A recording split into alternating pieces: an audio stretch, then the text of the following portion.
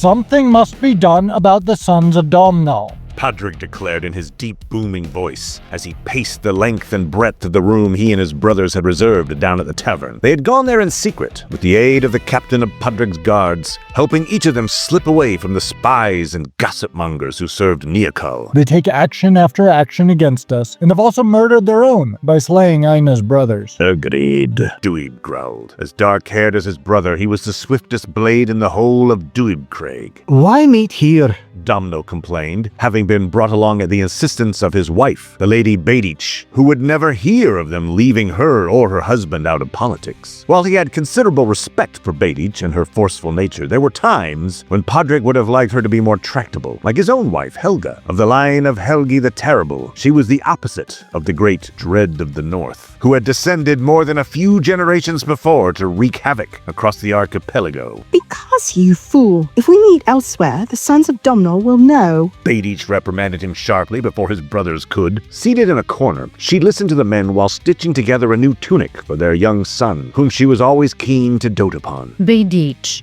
you really should not call your husband a fool in that manner. You are too sweet, my love. Padraig grunted, of the same opinion as his good sister, before he turned next to Dweeb. And Dweeb, next time there is a meeting of the family, will you not tell Bardock to keep himself in check? He is your good brother. You should talk to him, Dweeb retorted with a shrug. But he likes you better. Padraig snapped impatiently, irritated by the flippant manner of his youngest brother. Control yourself, brother, lest you grow old as Domhnall before thy time. Dweeb teased amusedly. I am not so old. Not you, you fool. Padraig snapped. He speaks of our uncle, who really ought to chastise those sons of his better. That illegitimate lout Maulios came near to running Helga off her horse the other day, and refused to apologize for it. I am all right, Padraig. You should not raise trouble on my account, Helga said, attempting to soothe her still furious husband. Before he could respond, Dweeb retorted mockingly. Mayhap we should run Maulios' wife off our horse in response. You suppose that'll resolve things? Do not push me on this matter, Dweeb. Padraig shot back, only to, when his wife threw him a reproachful look, suck in a breath. Apologies, brother. It is the times that has me in so foul a mood. Bah, think nothing of it. So, what's to be done? Apologise on behalf of father, maybe, and let Uncle Donald chastise him. Domhnall proposed, only to earn for himself an astonished set of looks. I mean, it is his fault for having seduced Aina. More likely she seduced him. Padraig retorted, at which time he said once more, Shut up, you fool. Apologies cannot solve this problem. I think it could. You've the brains of a drunken pig, so leave the thinking to the rest of us. Dweeb snapped, losing patience now himself before he leaned back in his chair. What if we send a messenger to inform father that the situation is only growing worse? We cannot do something like that. It might risk Kinoj's life. Domhnall objected at once, the closest of them all to their youngest illegitimate brother. He's right. Padraig agreed at once, equally fond of the youngest in the family. Father might turn back when what is needed is for him to rescue Kined. If only he might have done so sooner, or not murdered King Strathclard's sister, we would not be in this predicament. Beidich grumbled unhappily. We are all but prisoners in the capital. None of them objected to her words, all awkwardly aware of the truth behind them. Almost a year ago, Ringan had taken a fancy to the princess, slain her when she refused him, and plunged the realm into war. Kined, for his part, had had the misfortune of fostering in Strathairn, which was to the north of Strathclaird, and was captured while on a hunt, with the Mormare wounded during the pursuit. They all feared the worst, with Kined's release possible on condition of concessions too large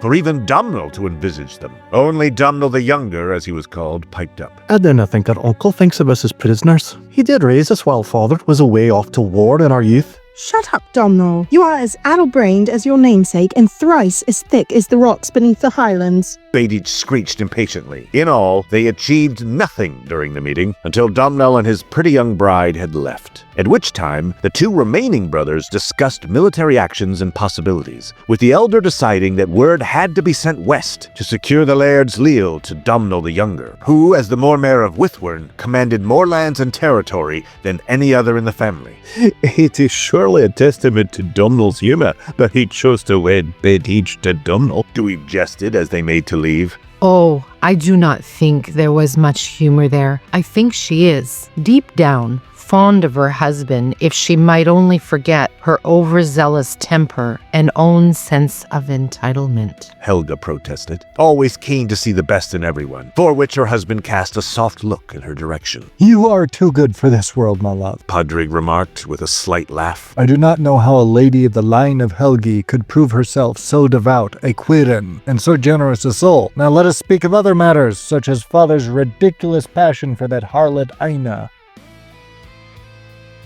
Then I see why father does not banish her from the court. She shall be put in a brothel. A convent would be too good for her. The youngest daughter of Domhnall was sewing blankets with her sisters. She was the youngest of his children, but every bit as willful as her dear brothers, unlike her more peaceful sisters. Her needlework seemed more like she was attacking the fabric than the gentle sewing the older two women were doing. Ayla, it is not ladylike to speak in such a manner. Attacking our good sister in such a way only brings heartbreak to our dear father. The eldest of the sisters, Kirstade, scolded her sister gently. She was a handsome woman nearing 35, a mother of some 4 children with dark chestnut hair and eyes, with a pointed nose, and preferred that conflict be resolved with peaceful discussion. Recently widowed, the Lady of Walthran was visiting the family at the request of her father, as she was the only one capable of reasoning with the men, it was believed. Now it is ladylike to jump from one man's bed to another's, especially with your good family. If she dreams of having dalliances, she should live a life as such. In faith, were I a man, I would already run her through by this time. The baby sister rebutted. She did not care how the patterns turned out at that moment. She was far too upset on behalf of her brothers. Her other sister, Fionhall, replied. It is not our place to cast judgment upon her. It is for the men to decide what happens. She was focusing on the pattern she was sewing, sighing at the same topic Isla constantly brought up. She used to love her baby sister's antics, but now it brought forth only distress. Other than our good sister, are there other topics to discuss? Rolling her eyes, Isla sighed, attacking the blanket pattern like she was stabbing Aina over and over, dreaming of her blood. It seemed as though, since they had wed their respective husbands, the two women had been drained of all the fire in their blood and souls. She would not be like that, she thought to herself. She would marry for her brothers, to be sure, and would never allow her husband to forget to whom he ought to be leal to. How is widowhood, sister? Fionhall asked genially of the eldest. I do hope that you will consider the Laird of Norfolk's suit. He seems quite a suitable match, given his own close relationship with the Momer of Norroak. I have thought about it,